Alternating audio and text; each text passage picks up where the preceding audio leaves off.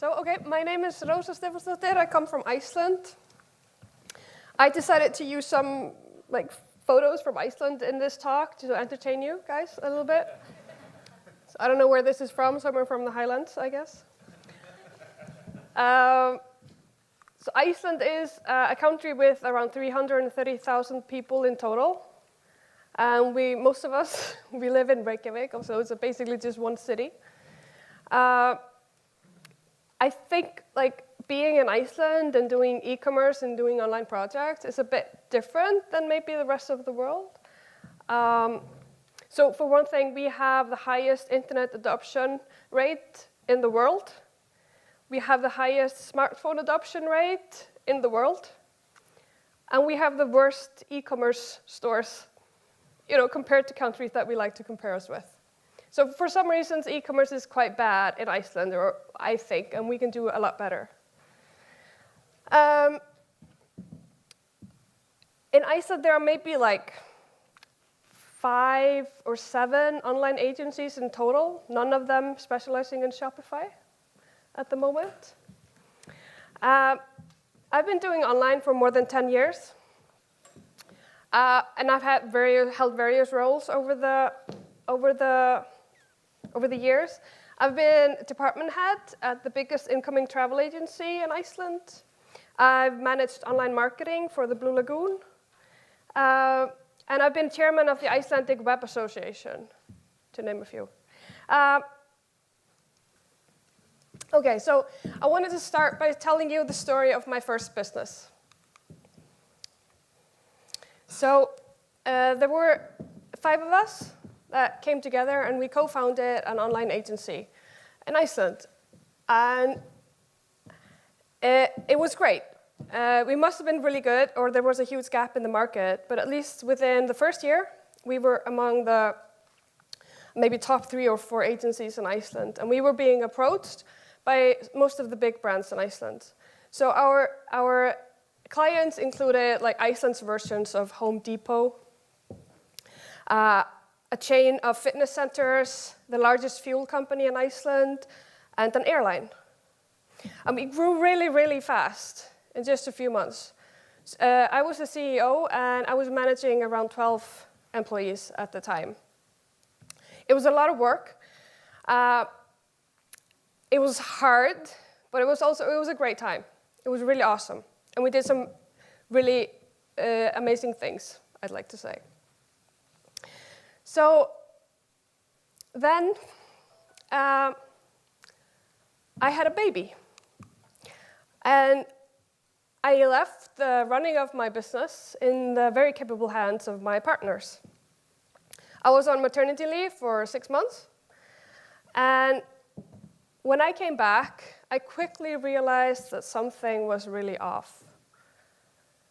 There was money missing. And it became clear that 2 of my partners were embezzling money. I distinctly remember the moment when my lawyer told me that this was a clear case of embezzlement, and that as CEO of the company, I was legally responsible to take this matter to the police. It was a big shock, and it took us weeks and months to kind of clear this out. And not only had there been embezzling of money, I hope I hit the low point of my career when I had to walk into the executive lounge of a very big company in Iceland and tell the managers that the development project that they had been paying us to do for the past 3 months did not have a single line of code. And that I had no money to refund them for what they had been paying me for the past 3 months.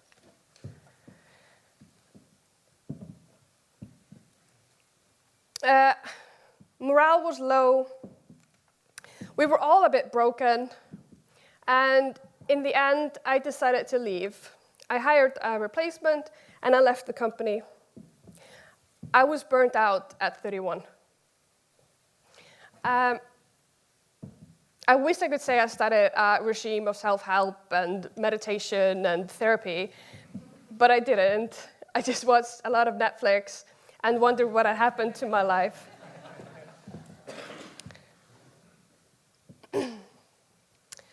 a freelance gig came knocking, and I said, yeah, sure, whatever, why not?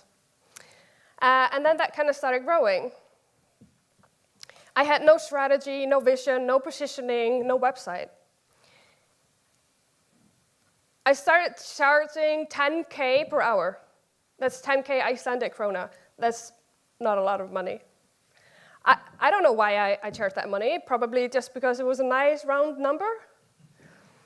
As this new business came together, I started increasing my prices. In fact, I doubled my prices, or I raised them by 100% in 16 months. I wish I had raised them faster and more.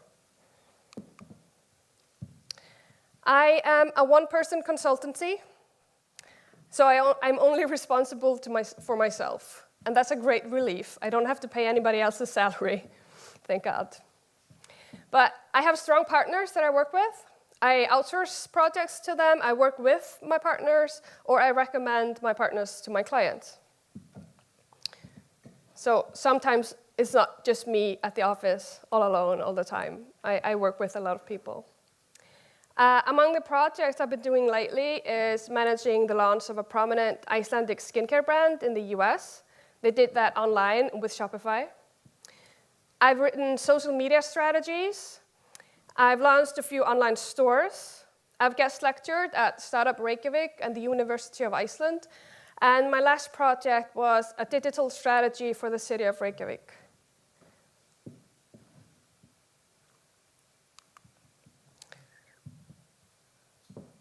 This is my office, is that dark building in the middle there on the second floor. It's downtown Reykjavik with an ocean view, as you can see. It was the most dramatic photo I could find. This neighborhood is sometimes called the Wall Street of Iceland. It's where we have all the banks and the financial institutions. But I have office space there with a bunch of tech and startup companies. So it's a really good crowd.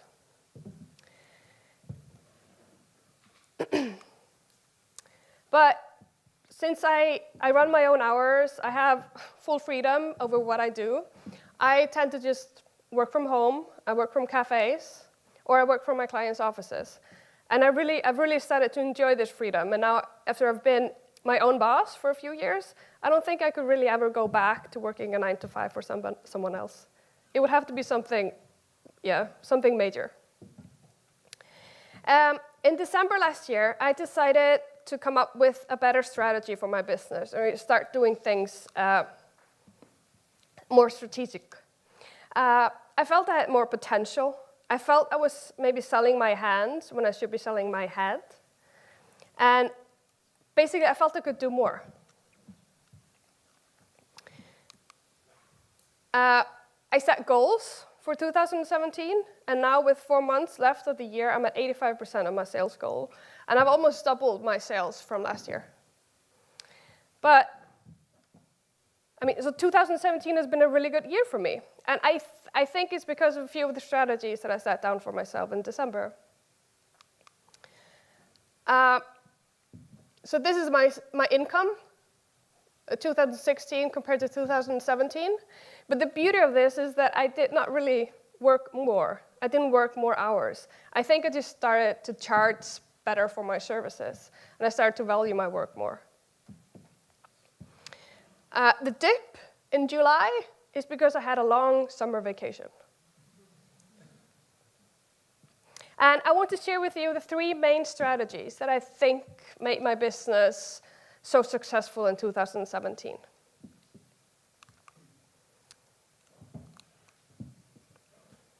So, lesson number 1, learn to say no.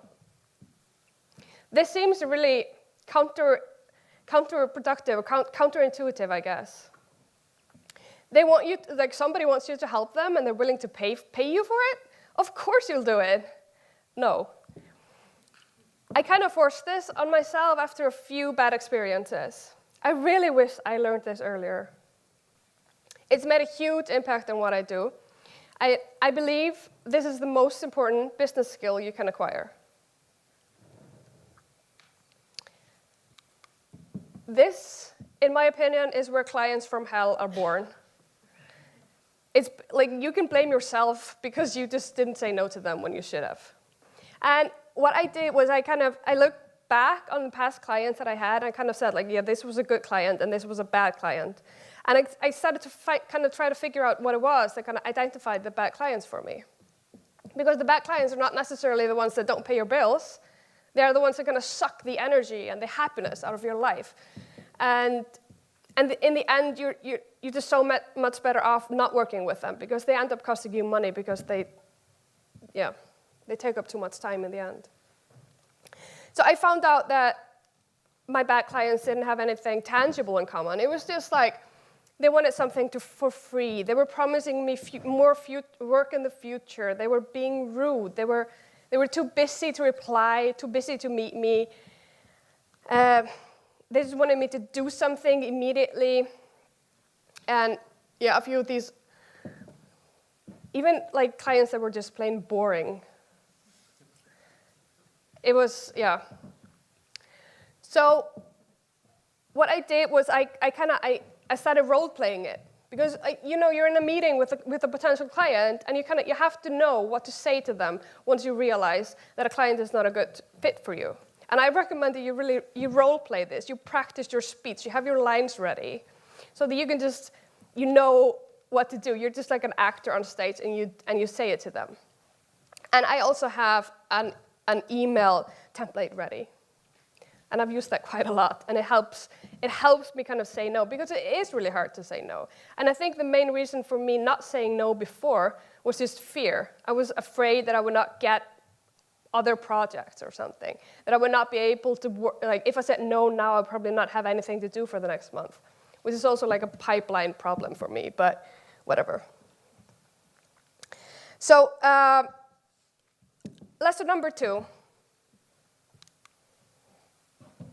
Stop trading time for money.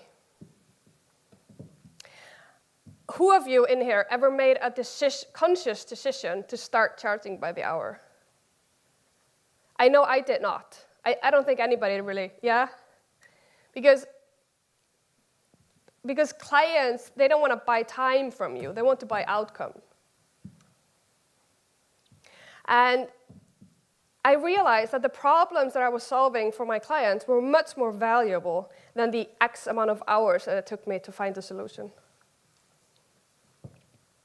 Now I try to give fixed prices or value prices for all the projects that I do.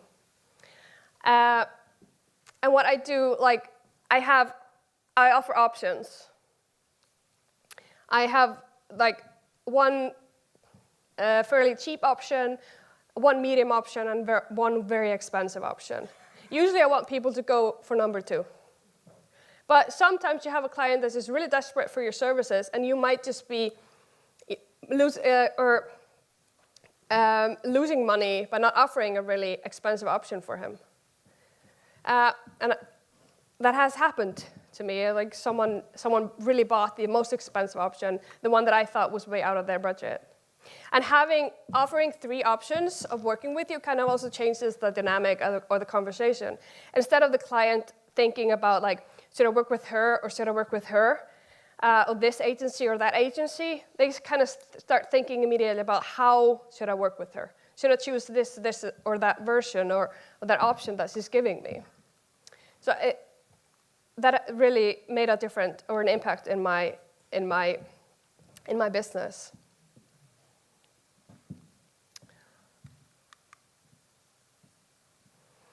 Charging by the hour inherently creates less trust between you and the client. Came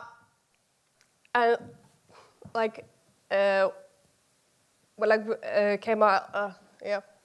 But basically the thing is, the faster you are, the less you earn. And like for me, people come to me with maybe a very difficult solution or a hard problem, like what really sticks in your business? What is it that everybody hates doing? And I try to come up with a solution for it.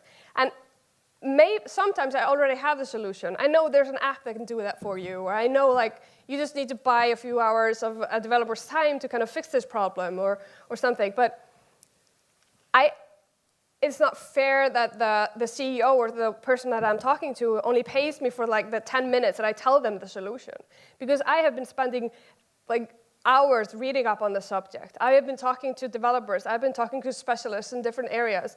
And him or me charging by the hour just doesn't really make sense. So I try to charge by how much this problem or this solution is worth to the company.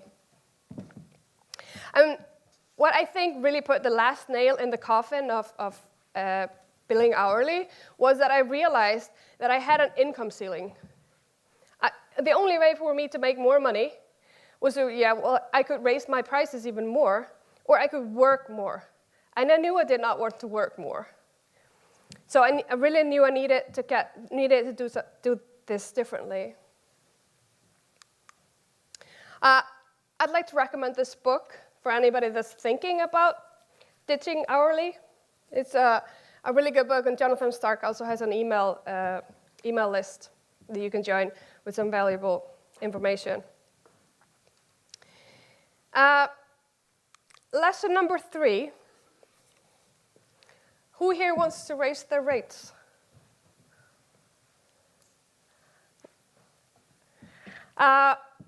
If there's only one thing that you can take away from today or my talk, let it be raising your rates. In all honesty, if you suspect you can raise your rates, I'm almost 100% convinced that you can and you should. And you should do it now. Do not wait until the 1st of January. Your work is not going to be any better on the 1st of January than it is today. Start charging more tomorrow. Doing things on the cheap is bad for all of us, and it's bad for our clients as well. I really learned as soon as I stopped, or I started charging more and I started ditching hourly, I really realized that I was providing better service to my clients. And I really didn't believe it would happen until I experienced it. And being the cheapest in the market is not really a good place to be. It's really, really hard for you to raise your prices. Cheap clients come to you and ask you to work for them. You never have any money. You can't really grow your business. You can't do anything because you're charging too little. And if your agency is struggling, there's a real possibility it's just because you're charging too little. There are very few clients out there that really want the cheapest option. And those that want the cheapest option, most of the times, they just don't know what they're buying anyway. And the ones that really want the cheapest option, in my experience, are horrible clients. And they will leave you as soon as they've outgrown you. Higher prices allow me to provide better service to my clients. Higher prices make my clients happier. Higher prices give me authority. And higher prices filter out bad clients. So please, charge more. So by saying no to bad clients, by start selling my head instead of my hands, I've been able to increase my profits, charge more, and feel good about it. And I encourage you to do the same. Thank you.